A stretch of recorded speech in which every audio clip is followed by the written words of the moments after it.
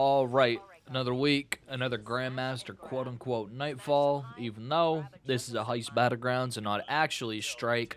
I digress. We've lost this fight. Studio brain rot at Bungie have led us to the point where they've just stopped making strikes at this point. But maybe seasonal brain rot is over. We'll see next year. I digress. Getting into the actual meat and potatoes of this GM Heist Battlegrounds. This is maybe the easiest one, second easiest one. It's tied just exclusively because there's a cheese in the boss room and there's no garbage mini boss halfway through. There's just a lot of ways to deal with this strike, but as always, it's recommended if you're running a warlock, you're going to be running Well of Radiance. It is just so overpowered in the grand scheme of things, where if you're not running a well warlock, you're just missing out on so much damage, so much survivability. It's almost unfair. Run a well warlock if you can. Hunters, I would recommend using a void build, using invis. I'm gonna show my build at the end of this video. Having invisibility for these sections and having the ability to spread volatile with the use of your grenades and the use of your abilities and the use of an exotic Gyrfalcon's Hoiberg, it's just really good. Just going invisible and being able to just avoid literally everything is the ideal way to play this strike, considering that Heist Battlegrounds have some of the highest densities of enemies in the entire game. Titans, Strand is crazy good, Void is crazy good. Even make arguments that you can use Solar or Arc. It's just whatever you feel like using as Titan. I'd recommend Strand. There's a lot of unstoppable champions in this Nightfall, so using the Draugr's Lash aspect and the ability to just suspend these champions at any possibility, it's just going to be really good. When discussing loadouts, it's important to consider that we're dealing with Barrier and Unstoppable Champion. Alongside that, the surges that we're working with are going to be Strand, Solar, and Sniper Rifles. In my opinion, there isn't a single Sniper Rifle that's worth bringing, so realistically, you're looking at bringing in Strand and Solar weapons. With that being said, the ability to have either Strand or Solar and to deal with Unstoppable and or Barrier champions, it's hard to not recommend Polaris Lance. The thing is just a melt machine for champions this season, combined with the seasonal mods allowing you to get Radiant on precision hits and the intrinsic ability of Scorch to stun unstoppable champions. It's hard for me not to recommend it, no matter what you're doing. I like to run Malfeasance for Unstoppable, and I like to use Volatile rounds for Void to deal with Barrier. That's what I was doing. The Strand Titan in my party was using Strand to suspend the Unstoppables. Besides that, it's really pick whatever you want to your heart's content. I mean, it's hard to say that as long as you're not at the correct light level, you can do whatever you want. You can pretty much pick whatever you want as long as you have your champion basis covers. Those are just some things to consider. Besides dealing with builds, the only things I feel I need to talk about is the introduction section. You have to make sure that the Death Tongue Cloister, the special acolyte that spawns, is killed as soon as humanly possible. And that's on burning everything you have to kill it, because the opening section becomes infinitely harder if you let the Death Tongue Cloister reach the Spire and do its special ability, where it shuts down your supers, and it shuts down some regeneration, and it shuts down your ability to use abilities. It's just really bad if you don't kill it immediately, and it's almost worth resetting if you let the Death Tongue Cloister do its thing. Unless you're doing funky Strand builds and regen shenanigans, you should be playing back and staying safe as much as you can. In my opinion, with the slow and steady wins the race, it's better to get done with 1 GM in 20 minutes than it is to attempt and fail 3 GMs for 10 minutes each. It just saves you a lot of time. And that's on running through the bunker as well. You see me using my super to stop screams because there is a select number of Scorn that's going to be spawning from here on out. There is very few Hive. There's a couple Fallen Captains that are going to spawn, but mainly you're going to be dealing with Scorn once you actually get inside of the bunker. The Scorn throw Arc, Solar, in Void pillars. The Scorn Captains and the regular Scorn are going to be throwing Void grenades, and those Void grenades burn and they hurt really hard. The only deaths in this run were due to the effects of those void scorn grenades. You're going to see me die by one right now. From here on out, the only important strategies to consider as you enter the defend the ghost section of the strike, just know that you don't actually need to stand next to the ghost. Too many people think that you need to camp next to the ghost. That is just going to get you killed.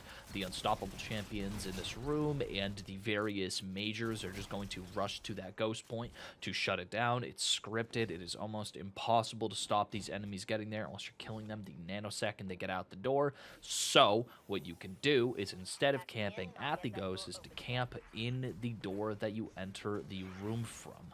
The only champions in this room from here on out are unstoppables. Scorn do not have barrier champions, so you don't even need to worry yourself with that. Just make sure that you're reigniting the ghost if it ever does get disabled, and to take the time in between waves to run around and collect some ammo, and also to try to kill some enemies as they come out of their spawn points.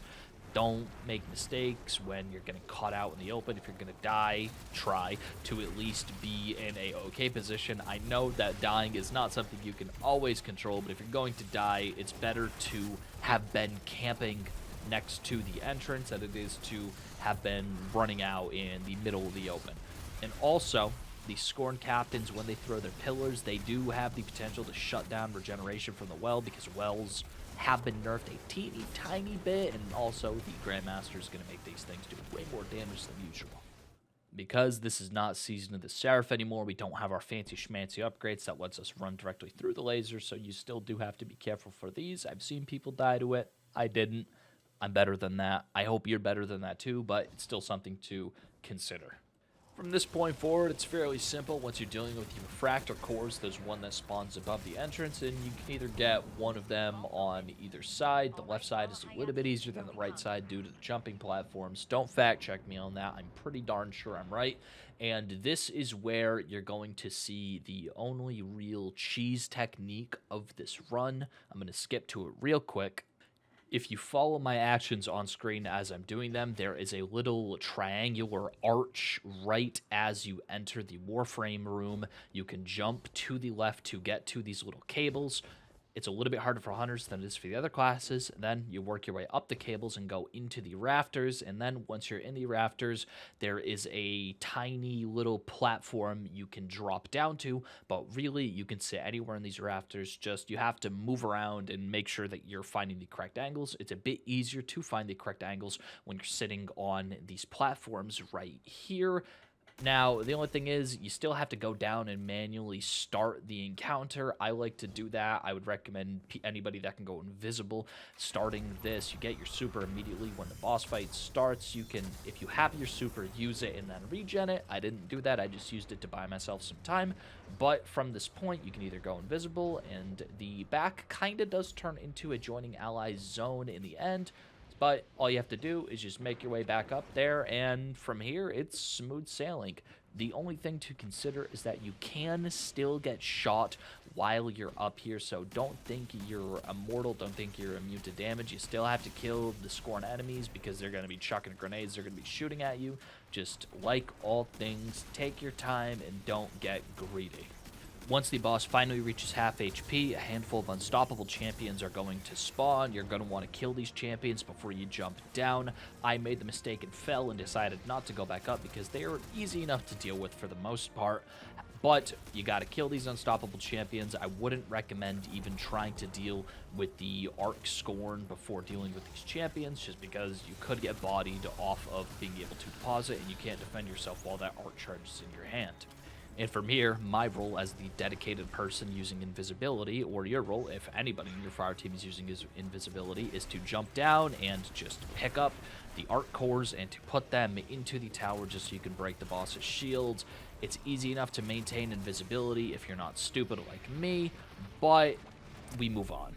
Once the 5th core is inside of the tower, the boss's shield is going to break. You can either do one of two things. You can, from here, stay down and kill the boss, or you could choose to go back up. You're going to see on screen right now, I do something very stupid and waste my jump, burn a jump midair, and I'm not able to make it. And you think my fire team should be able to go get me, but No, this boss is pretty easy. They were just able to two-man it for the rest of the time. Just standing up here and shooting down at the boss is pretty overpowered. There's almost no way for them to kill you unless you're stupid. They're sitting in a well from the well walk and sitting in rifts, so they just have infinite regen, and eventually the Titan with the Strand Super is just going to jump down and finish off the boss.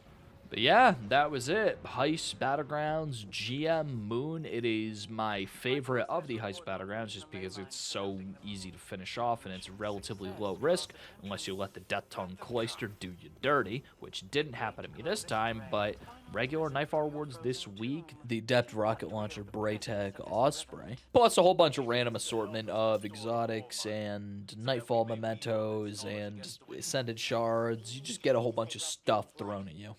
Besides that, I'm just doing a quick showcase of the build that I was using, and apart from that, thank you for watching. Have a great day, and see you next week with whatever the Nightfall is going to be.